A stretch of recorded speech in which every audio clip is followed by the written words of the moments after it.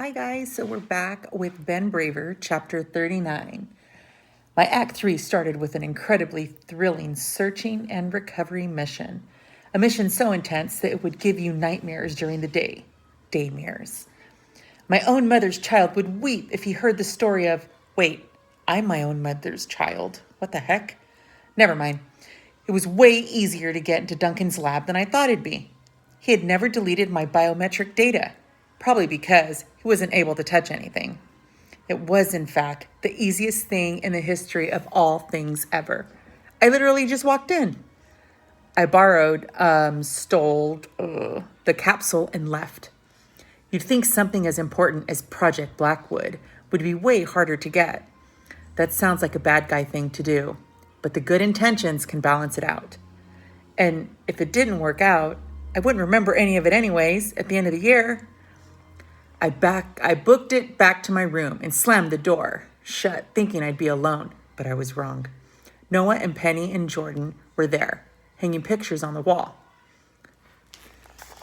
They're all right here. You guys have the book. I sent you the chapter. What are you guys doing here? I asked, leaning against the door, feeling the weight of the magic lamp in my backpack. They all looked at me funny. Where else are we supposed to be? It's like 9:30 at night.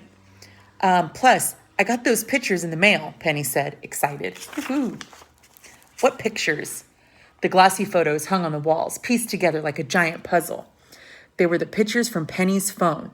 Our room had been eerily transformed into the Kepler cave. Dun, dun, dun. Oh, those pictures, I said, feeling woozy all of a sudden. I wasn't sure if it was because of what I had in my bag or the wall of photos in front of me. Whatever it was, I knew I had to get out of that room. The lamp felt like it was getting heavier in my backpack, and I didn't think my buddies would be on board with the fact that I had it. I turned the handle and pulled the door open, but only about a foot out the door before Noah called out, "Dude, wait," he said with a laugh. Is that Elvis Presley? It is, Penny said. Or at least a kid wearing an Elvis Presley mask. Well, it could just be a really short dude, Jordan said. I stopped in my tracks. Were they being serious? My curiosity got the better of me, and I stepped back into my dorm. When I looked at the photos on the wall, my jaw dropped. What? I whispered. They were right. Dozens of Elvis Polaroids were pinned together in rows, each one a different selfie taken by the same dude in the mask. Kepler had strung them up in his creeper cave. Ugh. Every selfie had a date written on it starting from 1963. Each photo jumped forward a few years with the same dude in the same mask and the same outfit, all the way up to 2018. Like he didn't grow or change his clothes at all for over 50 years. What?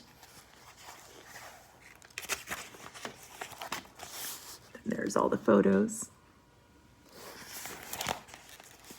And if the Kepler cave was still standing, I knew there'd be another photo with the current year too.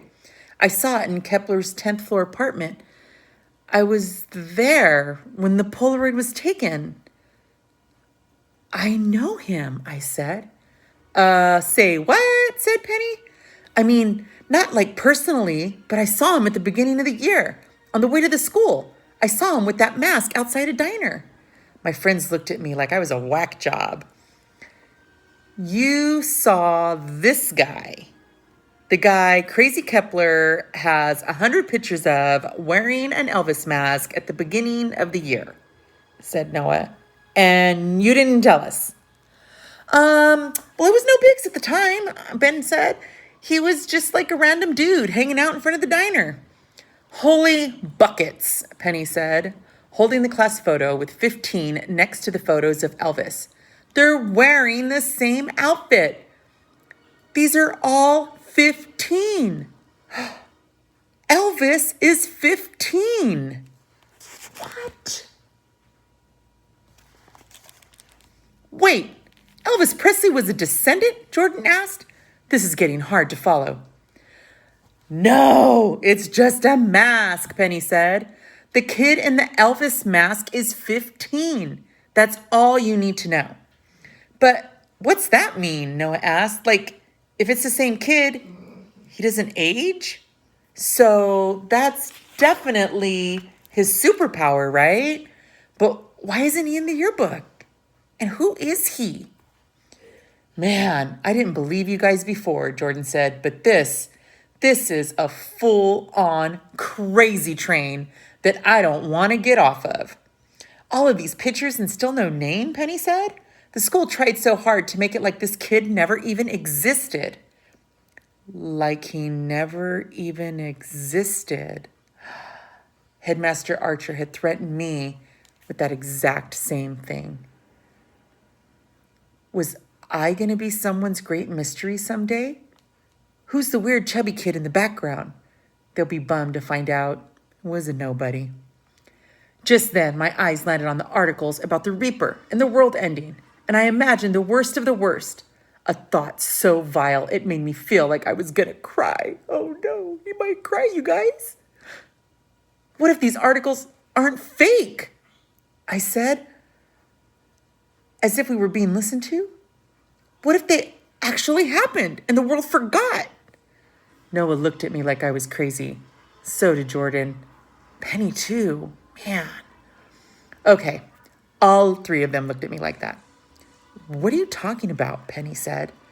What if Headmaster Kepler, nephew, became a straight up evil supervillain? And what if he destroyed these cities? My friends stared at me wide-eyed. What the what? I tapped the article about the Reaper. What if this is Headmaster Kepler's nephew? And what if the world ended? Nobody said a word because at that exact moment, the school's red alert went off. Dun, dun, dun. Now we gotta wait till tomorrow to read chapter 40.